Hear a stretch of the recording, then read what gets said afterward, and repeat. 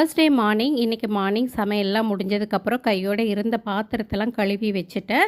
இன்னொரு பக்கம் வந்து அடுப்பெல்லாம் தொடச்சிடலாம், ரொம்ப அழுக்காக இருந்ததுன்றனால எல்லாத்தையும் கிளியர் பண்ணிகிட்ருக்கேன். கூடவே கிச்சன் கவுண்டர் டாப்பையும் க்ளீன் பண்ணிடலாம் அப்படின்னு சொல்லிட்டு இருந்த பொருளெல்லாம் எடுத்து வச்சுட்டேன். இருக்கிறதுல இந்த பொருளை எடுத்து வைக்கிறது தான் ரொம்ப கஷ்டம்.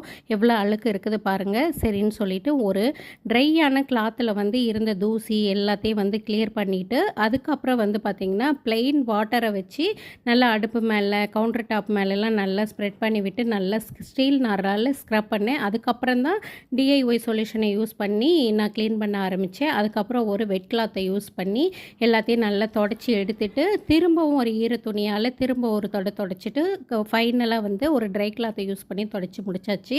ஃபைனலாக கிச்சன் நல்லா பளபளன்னு ஆயிடுச்சு. அந்தந்த பொருளை அந்தந்த இடத்துல வச்சாச்சு.